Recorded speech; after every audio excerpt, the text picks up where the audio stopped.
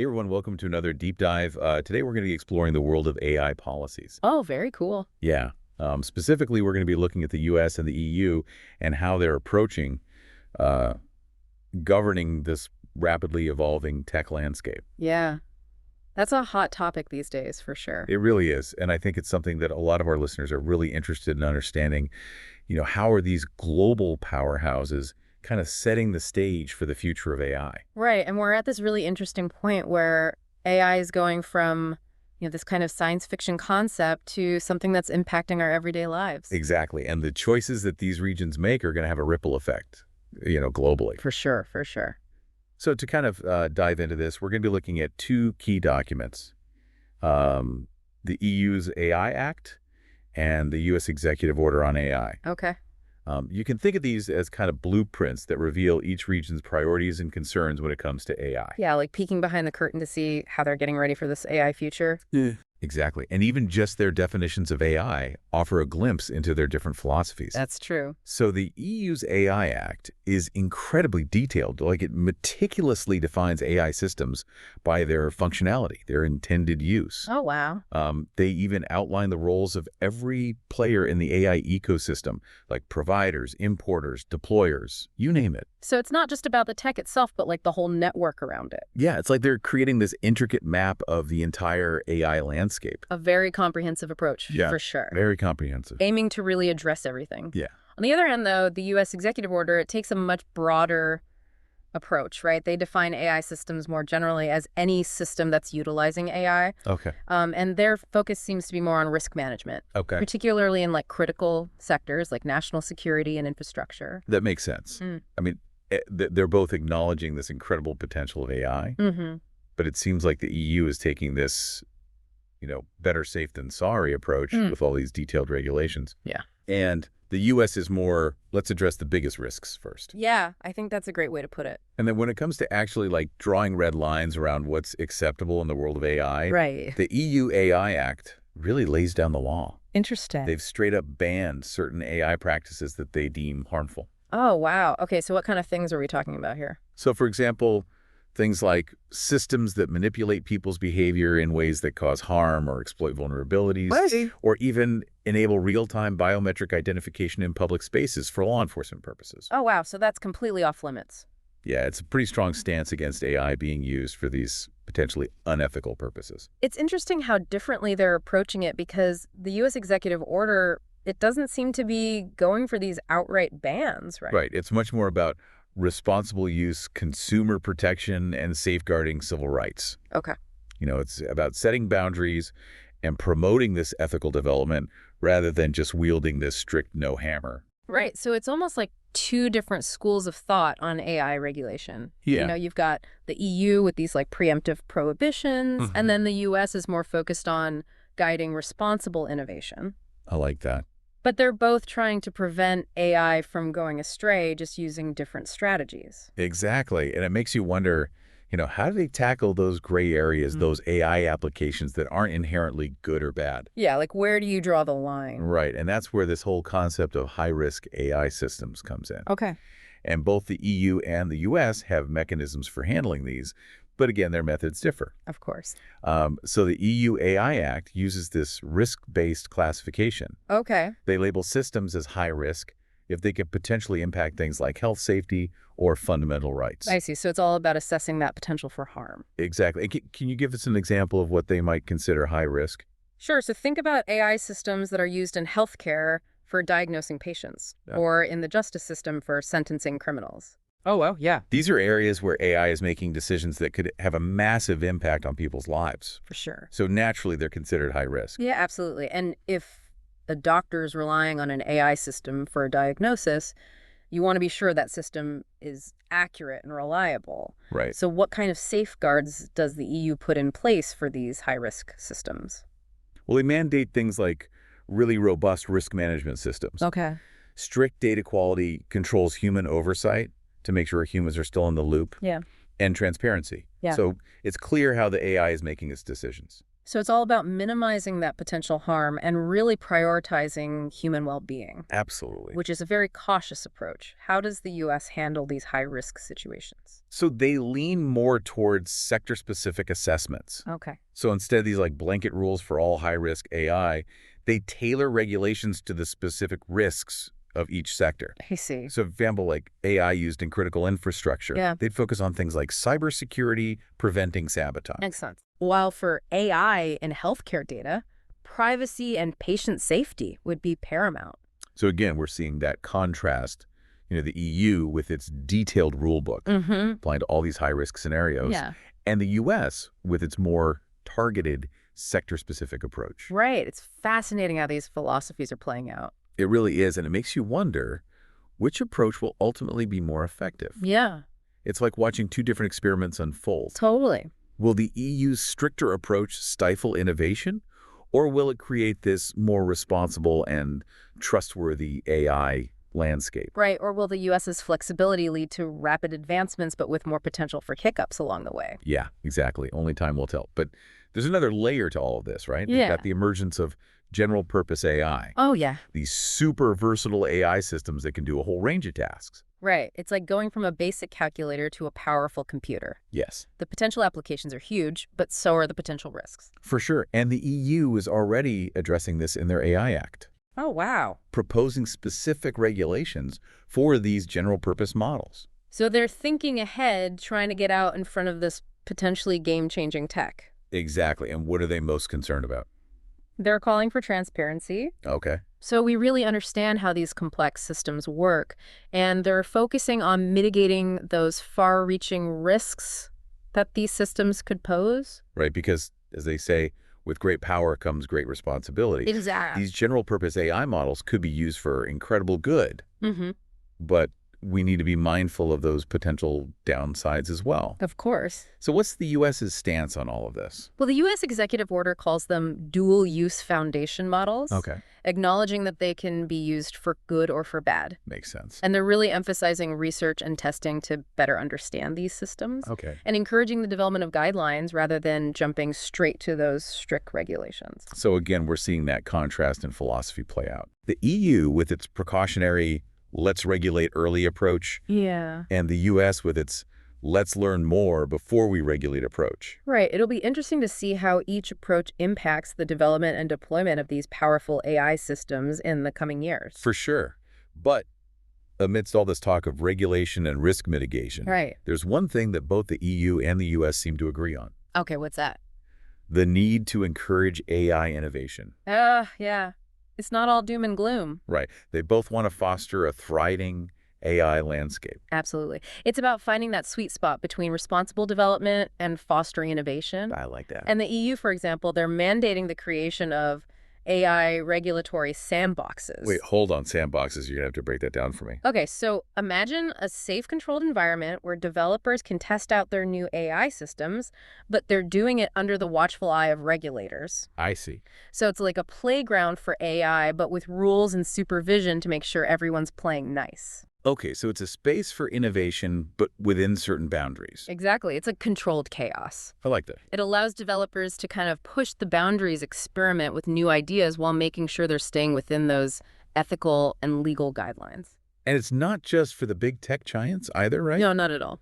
The EU is specifically focused on supporting smaller players and startups in the AI field. That's great because startups often drive innovation, Exactly. but they can struggle to navigate those complex regulations. For sure. So that kind of support is crucial. Does the U.S. offer anything similar? Absolutely. The U.S. executive order encourages initiatives that support AI innovation across different sectors, including healthcare programs for veterans. Okay. And they're also putting a big emphasis on making resources and funding accessible to smaller businesses and startups in the AI space. So there's common ground there. Yeah. Both regions recognize that nurturing innovation is critical for the future of AI, and they're taking steps to ensure that smaller players have the support they need to succeed. It's really encouraging to see. It is, but before we go any further, there's a big piece of the AI puzzle that we need to address. You're talking about China, right? Exactly. They're a major player in AI, and their approach to governing this technology is quite distinct from both the EU and the US. You're absolutely right. China's rise as an AI powerhouse adds another layer of complexity to this whole discussion. It does. And that's exactly what we'll be diving into next. Welcome back to our deep dive into AI policies around the world. As promised, we're shifting our focus to China, a nation that's rapidly become a global leader in AI development and deployment. Okay, let's unpack China's approach. From what I've gathered, they're not just setting boundaries, they're actively shaping the direction of AI. It's less about, can we do this, and more about, how do we do this strategically? You're hitting the nail on the head. China sees AI as a strategic imperative, a key driver of your economic growth and global influence. Their policies reflect this, prioritizing AI development and implementation, but in a way that's quite distinct from the West. So if the EU is all about meticulously crafting rules and the US is focused on managing risks, what's the overarching theme driving China's AI strategy? I'd call it guided development. Hmm. They're all about cultivating a robust AI ecosystem, but they want to make sure its trajectory aligns with their national interests and societal values. Okay, I'm intrigued. How do they actually put this guided development into practice? What does it look like on the ground? It starts with their national AI development plans. These plans are incredibly ambitious, laying out clear goals for AI research, innovation, and industry growth. They've even set a target to be the global leader in AI by 2030. Wow, so they're not shying away from their ambitions. It sounds like they have a very clear vision of where they want to be. What are some of the key areas they're focusing on in these plans? They're pouring resources into achieving breakthroughs in core AI technologies like machine learning and natural language processing. They're also heavily investing in cultivating a skilled AI workforce, recognizing that talent is crucial for achieving their goals. And they're pushing for the integration of AI into various sectors of their economy, from manufacturing and transportation to healthcare and finance. It sounds like they're really pulling out all the stops to make this happen. Uh-huh. But what about the ethical considerations, the potential risks we discussed earlier? Are those being factored into their plans as well? Absolutely. China has released ethical guidelines for AI development, emphasizing principles like human control, fairness, transparency, and accountability. It's interesting to see how they're trying to weave these ethical considerations into the very fabric of their AI ecosystem. So they're not just focused on the what of AI, but also the how it should be developed and deployed responsibly. Exactly. It's a balancing act. They want to be at the forefront of AI innovation while also ensuring it's developed and used in a way that aligns with their values. Okay, so let's talk about how they're regulating AI. Does their approach resemble the EU's detailed rulebook or the US's risk-based model, or are they charting their own course? They're taking a slightly different path. Instead of sweeping, overarching laws like the EU's AI Act, China is using a more sectoral approach. They're introducing regulations tailored to specific areas where AI is being deployed, similar to the US's focus on sector-specific risk assessment. So a bit of a hybrid approach, taking elements from both the EU and the US models. You could say that, for instance, they've implemented regulations governing the use of facial recognition technology, a particularly sensitive area with implications for privacy and surveillance. They've also introduced rules for autonomous vehicles, focusing on safety and liability issues. Those are areas where AI is already having a real-world impact, so it makes sense that they'd prioritize regulations for those applications. Precisely. And they're also taking steps to regulate data usage, a critical aspect of AI development. After all, data is the fuel that powers most AI systems. That's a big one. Both the EU and the US have their own approaches to data protection. How does China's data strategy fit into the picture? They've implemented data protection laws and cybersecurity measures, similar in some ways to the GDPR in the EU and various data privacy laws in the US. But it's important to remember that the implementation and enforcement of these laws can differ significantly across regions, reflecting their unique political and social contexts. Right, the devil is always in the details. Mm. It's not just about what's written on paper, but how it's actually put into practice. Absolutely. Understanding the nuances of China's political system and social values is crucial for interpreting their approach to AI governance. So if we were to pull out some key takeaways from this exploration of China's AI strategy, what would they be? First, China is unequivocally committed to becoming a global AI powerhouse.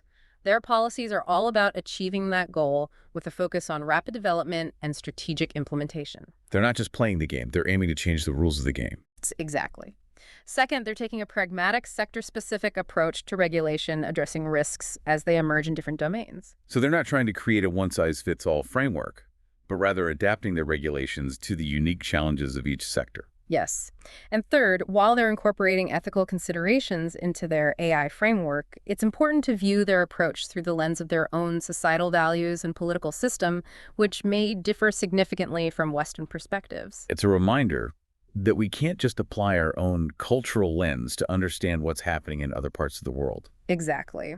Different cultures have different priorities and values, and those are reflected in their approach to technology.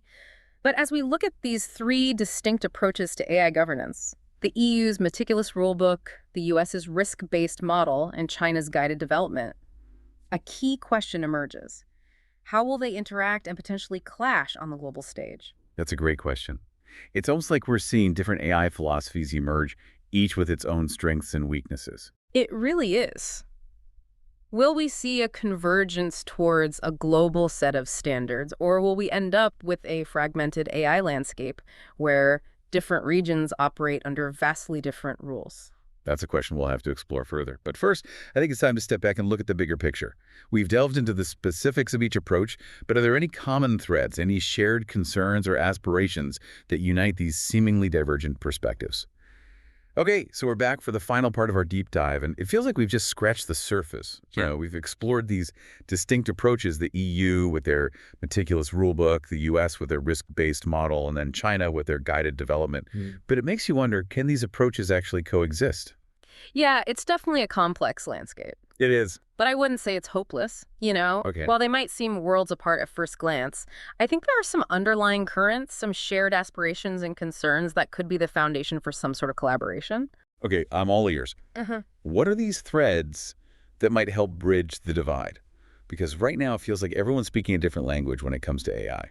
I think despite their very different political and economic systems, all three regions, the EU, the US, and China, they acknowledge the transformative power of AI. That's true. They all see its potential to reshape societies, economies, even the global balance of power. And they all share this desire to harness that power for good, right? While also mitigating those potential downsides. Absolutely. It's like we're all grappling with the same fundamental questions about AI's impact, regardless of where we are in the world. Yeah, it's like we're all on this uncharted journey together. Exactly. Trying to figure out how to navigate this new terrain. And this shared recognition, right, of AI's transformative potential, both positive and negative, is pushing them towards finding ways to cooperate, at least on certain aspects of AI governance. It's like they're realizing that going it alone might not be the most effective strategy. I think that's right. So it's not just about competition. Right. There's this growing awareness that collaboration is necessary.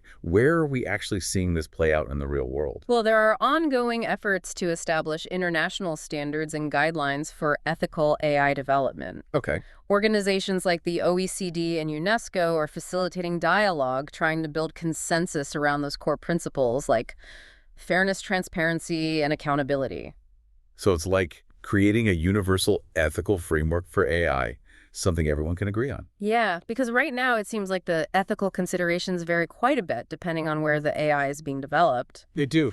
And having these shared principles is essential if we want to avoid a fragmented AI landscape where ethical norms clash, creating confusion, potentially hindering progress. It would be a mess. It's in everyone's best interest to have at least some level of global alignment on these issues. You can see how that would lead to a lot of headaches down the road if we don't get on the same page early on. For sure. And beyond ethics, there's also this growing realization that collaboration is needed on technical standards and safety protocols. Okay, help me understand why that's so important.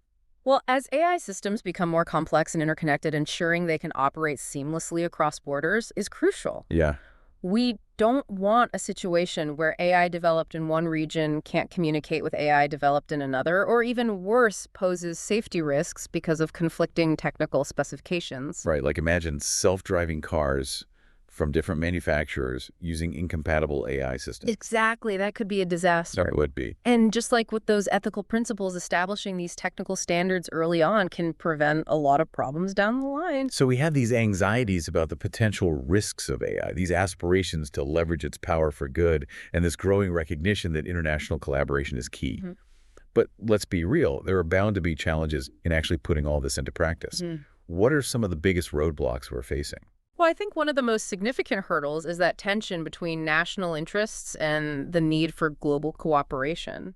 Can you unpack that a bit for me? I can see how those two things might sometimes pull in opposite directions. Well, as we've seen countries like China view AI as a strategic asset, a key to economic competitiveness and global influence. Yes. And this can sometimes create a reluctance to share knowledge or agree to regulations that might hinder their progress or give other countries an advantage. So it's a balancing act between wanting to be a global leader in AI and recognizing the need for international collaboration. Exactly. And even in democratic nations like the US and EU member states, there are concerns about ceding too much control to these international bodies. Yeah. There's a natural tendency to want to protect their own interests and autonomy, which can make it really challenging to reach these agreements on a global scale. It's like navigating this complex web of competing priorities, trying to find that sweet spot where everyone feels comfortable moving forward together. Yeah, and on top of that, we have the challenge of keeping up with this breakneck speed of technological advancement. Oh yeah, it's moving so fast. The field of AI is moving so rapidly that regulations can quickly become outdated or irrelevant. It's like trying to hit a moving target. Exactly. By the time you aim and shoot, the target has already moved. So how do we keep up? How do we ensure that regulations don't become obsolete before the ink is even dry? I think one promising approach is the use of those regulatory sandboxes that we discussed earlier. These controlled environments allow policymakers and developers to experiment with different regulatory models and see what actually works best in practice. It's like a real-world testing ground for AI regulations. Exactly. It's a way to get ahead of the curve, anticipate challenges, and find solutions before they become major problems. And beyond sandboxes. I think there's a growing need for ongoing research and collaboration between policymakers, technologists, and ethicists. We need a multidisciplinary approach to really understand the evolving capabilities of AI and develop governance frameworks that are both effective and ethically sound. It's like we need a team of experts from all these different fields all working together to steer this powerful technology in the right direction. Exactly. It's a complex challenge, but the stakes are incredibly high. The decisions we make today will shape the AI-powered world of tomorrow. You know, listening to all this, it's clear that shaping a global AI landscape is no easy feat. It's not. It requires this delicate balancing act of national interests, international cooperation, and this forward-thinking mindset that can keep pace with this rapid technological change. It's a challenge without a doubt, but also an incredible opportunity. Yeah. If we can navigate these complexities effectively, we have the potential to unlock a future where AI benefits all of humanity. That's a hopeful thought to end on. It is. It's a reminder that while the challenges are significant, the potential rewards are immense. Thank you for taking us on this deep dive. It's been incredibly insightful. The pleasure was all mine. It's through these conversations and explorations that we can start to make sense of this complex and rapidly evolving landscape. And to our listeners, we encourage you to continue exploring these issues. Read up on the different AI policies being developed around the world, engage in discussions about the ethical implications of AI. The choices we make today will shape the AI-powered world of tomorrow.